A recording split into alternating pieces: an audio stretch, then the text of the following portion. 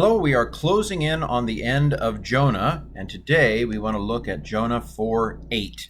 See if you can pronounce the Hebrew here. All right, here's how I would pronounce it.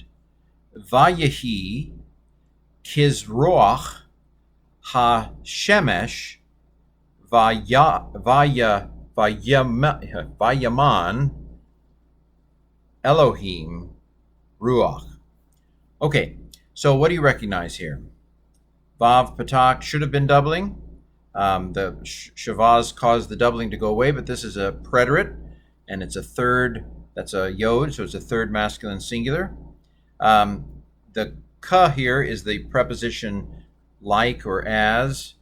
Hey patak doubling is the. This is a segalit, shemesh.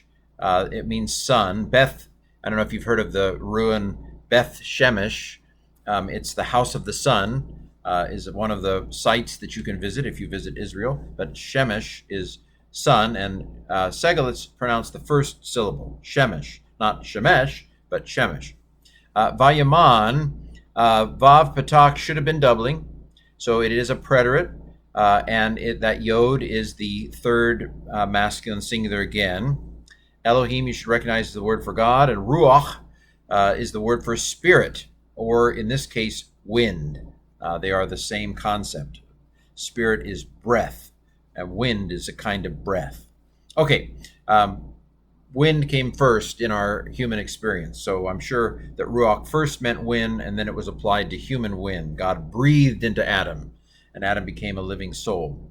So here's the translation. Vayehi, and it was, as to arise the sun. So as the sun was rising, we have to kind of play with it a little bit. As to arise the sun, as the sun was rising. So here the kaf means as. When does something mean to arise? That's an infinitive, right? To dream, the impossible dream. So what kind of infinitive takes prefixes and suffixes? It's the infinitive construct.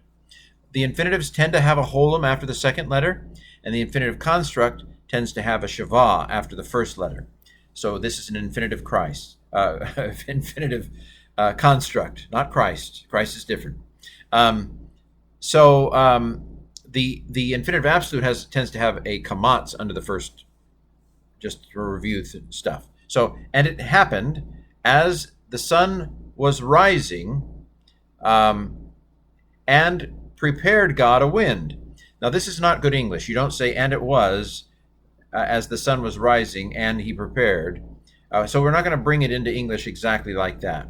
We might say, and it happened as the sun was rising that God prepared a wind. That's fine English. You might say, but it doesn't say that. It's an and. I'm sorry, languages do what they do. But this is a common kind of Hebrew construction, where you have an and in a place that you can't really put the and in English. So, and it happened as to arise the sun, that God prepared a wind, a spirit, but a wind, really. Okay, so you'll notice that if we take the Vav Patak Yod,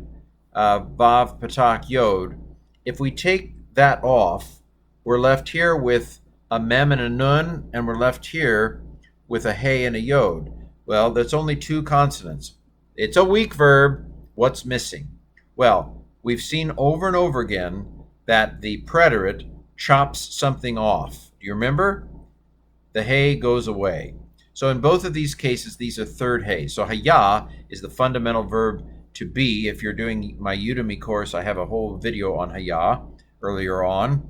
And then mana, also a third hey, and the hey has gone away. So these two, vayehi and vayaman, are both third hey verbs.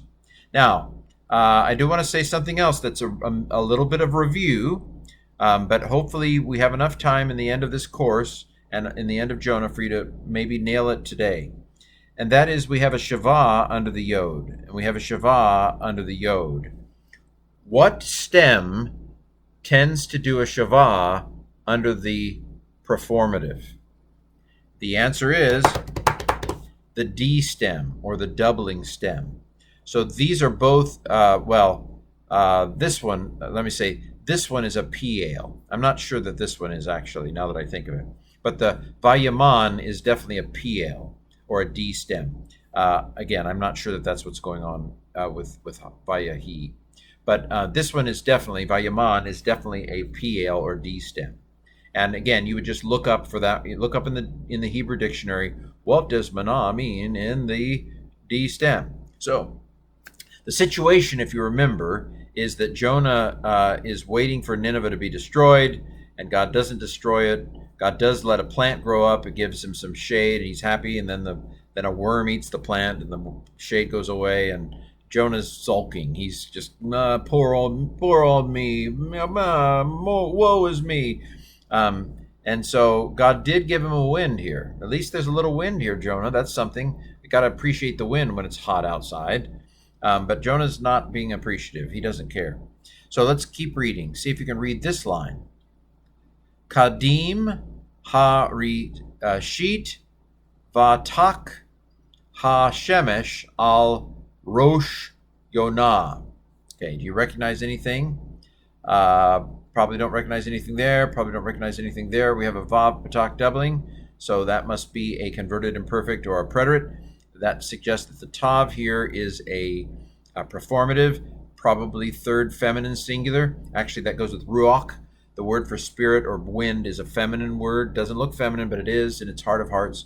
So this tav is a third feminine singular to match ruach. Ruach is the subject.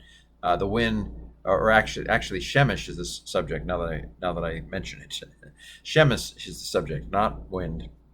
Shemesh must be feminine too, because this is a feminine, third feminine singular subject in the tav. We have just one consonant left of the three. Where does that take place? I'll remind you in a second. Hey patak doubling, that's the. All is a preposition we know. Upon the rosh, upon the head, Yonah, upon the head of Jonah. So what is this saying? So God sent a wind. What kind of wind? It was an east wind. It was a strong wind. God sent a strong east wind. Remember, adjectives tend to come after the noun in Hebrew. God sent a strong east wind, and it struck, that is, the sun struck upon the head of Jonah. So do you remember what this tak is? Or what vatak? It is, survey says, nakah. It's double weak. The nun goes away because you can't have a doubled last letter. So normally in a first nun you would double the kaf, but the kaf's the last letter and you don't double a last letter, so the nun fizzles away. And the hey goes away in the third hey verb in a converted imperfect, and so the hey has gone away. So you're only left with the kaf. This is all that's left of this verb. So the vav, patak doubling, tells you it's a preterite. The tav tells you that the subject's third feminine singular. What does this patak tell you underneath? Again, we're going to slip this in under the wire. What does a patak under the performative tend to tell you? If a shavah under the performative tends to tell you it's the D stem or the PL, a patak under the performative tends to tell you that it's a hiphil stem or a H stem. So this is a H preterite imperfect third feminine singular from nakah. All right, so God sent a strong east wind, and the sun struck upon the head of Jonah. And we've got a couple more lines here. Vayit alaf, vayish al, et nafsho lamut, vayomer. Okay, what is this saying? What do you recognize? I see vav patak doubling, a lot of vav patak doubling, so a lot of preterites. We've got et, the definite direct object marker. So this is the object of the verb. We've got lamut, which mut is to die. So what kind of an infinitive has a prefix on it? Infinitive construct, so to die. La means to. Vayomer is and he said. Put it all together, and what do we got? And he fainted. Jonah fainted. Anyway, and he asked his life to die. Oh, just kill me now. You're not going to destroy Nineveh and it's hot out. Okay, so, and he asked he asked the Lord to take his life, for his life to die. The whole involved is a his. So what are we missing here? So Uh, this one here, vayit alaf. Let's analyze this one. Vav patak doubling, it's preterite.